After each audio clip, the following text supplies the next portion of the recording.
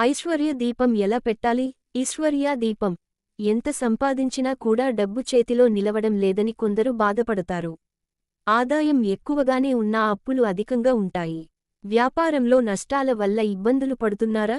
బాగా సాగుతున్న వ్యాపారం ఒక్కసారిగా పడిపోవడం వంటివి ఎదురుగుతున్నాయా? ఎంత సంపాదిస్తున్నా అప్పుకి వడ్డీలు కడుతూనే ఉంటున్నారా? అయితే ఈ పరిహారం పాటించి చూడండి. మీ ఆర్థికపరమైన అన్ని సమస్యల నుంచి విముక్తి లభిస్తుంది. అదే ఐశ్వర్య దీపం.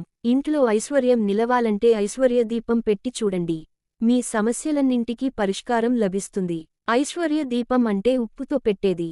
సంపద నిలవకుండా వచ్చింది వచ్చినట్టు ఖర్చు అయిపోతుందని బాధపడే వారికి ఇదొక చక్కని పరిహారం. ఈ నియమాలు పాటిస్తూ ఐశ్వర్య దీపం పెట్టారంటే ఐశ్వర్యం మీ ఇంట్లోనే ఉంటుంది.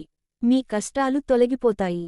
ఐశ్వర్య దీపం ఎలా పెట్టాలంటే, ప్రతి శుక్రవారం ఉదయం లేదా సాయంత్రం 2 పెద్ద ప్రమిదలు తీసుకోవాలి. వాటికి పసుపు కుంకుమ రాయాలి.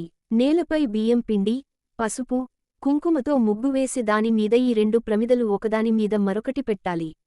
అందులో 1/4 కిలో రాళ్ల ఉప్పు వేసి ఆ ఉప్పుపైన పసుపు, కుంకుమ చల్లాలి. ఒక చిన్న ప్రమిద తీసుకుని దానికి పసుపు, కుంకుమ రాసి పూలు పెట్టి ప్రమిదలో నూనె లేదా నెయ్యి పోయాలి. 2 ఒత్తులు తీసుకుని ఒకటిగా చేసి వెలిగించాలి. దీపం శ్లోకం చదవాలి. పళ్ళు, పాలు, పటిక బెల్లం, కొబ్బరికాయ ఏదైనా నైవేద్యంగా పెట్టి లక్ష్మీ వెంకటేశ్వర స్వామి స్తోత్రం చదవాలి.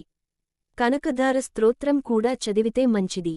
శుక్రవారం దీపారాధన చేసిన తర్వాత శనివారం రోజు ప్రమిదల్లో పోసిన ఉప్పు తీసి ఎవరూ తొక్కని ప్రదేశంలో పోయాలి.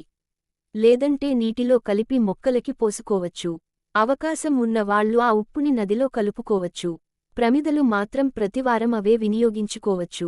ప్రతి శుక్రవారం ఇలా ఉప్పు మీద దీపం వెలిగించి శనివారం రోజు ఉప్పు తీసేయాలి.